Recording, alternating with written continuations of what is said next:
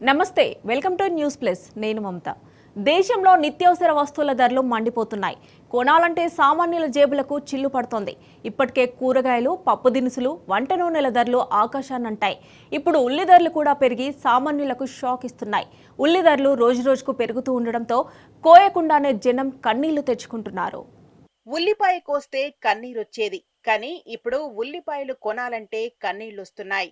అంటే ఉల్లిపాయలు సామాన్య మధ్యతరగతి ప్రజలను ఎంతగా ఇబ్బందులు పెడుతుందో అర్థమవుతోంది. ఏ కూరలు వండాలన్నా ఉల్లిపాయలు వెయ్యాలి. అలాంటిది ఉల్లిపాయలు అంటేనే ప్రజలు హడలెత్తిపోతున్నారు. వ్యవసాయ కూలీలు నిత్యావసర వస్తువులు కొందామంటే ఉల్లి ధర 100 నుండి 120 రూపాయలు ఉండడంతో ఉల్లి కొనలేక ఇబ్బందులు పడుతున్నారు.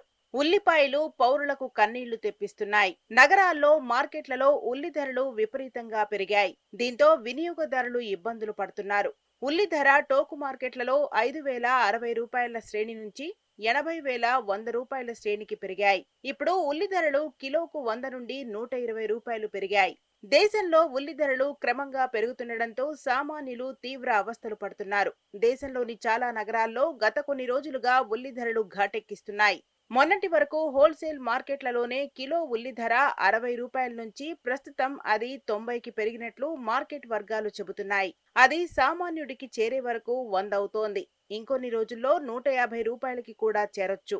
దీంతో నిత్యం వంటింట్లో ఏ వంటకైనా వాడే ఉల్లిని కోయాలన్నా కొనాలన్నా జనం బెంబేలెత్తిపోతున్నారు.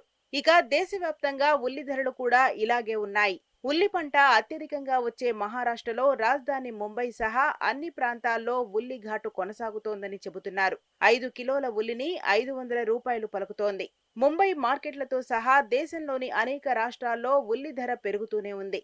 ఇక్కడ ఉల్లి, వెల్లుల్లి ధరలు అమాంతం పెరిగి రెట్టింపు ధరకు చేరుకున్నాయి. తల్లి చేయని మేలు ఉల్లి చేస్తుందంటారు. కానీ ఈ ఉల్లి ఎప్పుడు ఎవరికి మేలు చేస్తుందో అంతు చిక్కడం లేదు.